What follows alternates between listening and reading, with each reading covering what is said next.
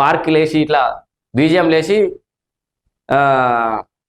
అంత నిన్ను ఎదురు చూస్తున్నాయి హరీష్ అన్న అనుకుంటే ఏదో పాటలు వేసి ఏదో చేద్దాం అనుకోరు. అట్లా కూడా వర్కౌట్ అవుతుంది. ఎటు చూసినా అసెంబ్లీలో మాట్లాడకపోవడం అనేది నేరం, ఘోరం. ఎందుకంటే మీరు ఆడ మాట్లాడితే దానికి ఒక విలువ ఉంటుంది, దానికి ఒక లెక్క ఉంటుంది.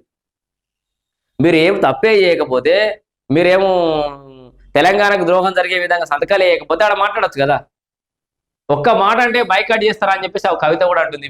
వాళ్ళకు మంచిగా మాగండాన మోపైన వాళ్ళు అనుకుంటున్నామంటే ఈ నిర్ణయం అధిష్టానదా లేకపోతే హరీష్ రావుదా? అంటే బైకాట్ చేస్తుడు అనేది కేసీఆర్ బాబు చెప్పినా మీ నిర్ణయమా? కేసీఆర్ బాబు అసెంబ్లీకి రాకపోతే బీఆర్ఎస్ పార్టీ పతనాన్ని ఎవడు ఆపలేడని చెప్పింది డైరెక్ట్ ఆమె. కృష్ణా జలాల హక్కులు తగ్గించేలా సంతకం చేసింది ఎవరు? దానిపై హరీష్ రావు క్లారిటీ ఇచ్చి ప్రజెంటేషన్ ఇవ్వాల్సింది. బీఆర్ఎస్ లో ఆయన ఓ గుంపును తయారు చేశారు. ఎమ్మెల్సీ కవిత సంచలన వ్యాఖ్యలు.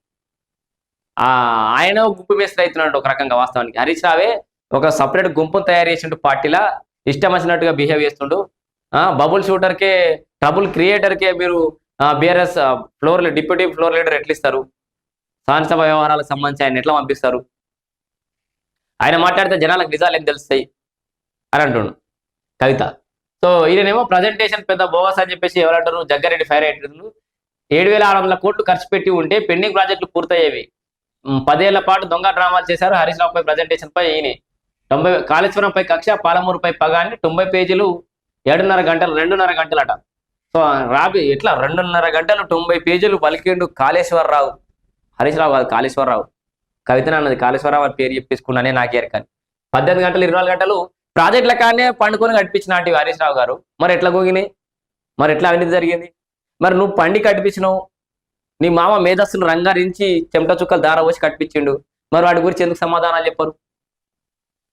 సరే ఓకే, ఈ ప్రజెంటేషన్ అన్ని పక్కకు పెడదాం.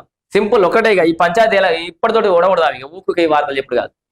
హరీష్ రావు గారు, కల్వకుంట్ల చంద్రశేఖరరావు గారు జస్ట్ ప్రెస్ మీట్ పెట్టండి. సింపుల్.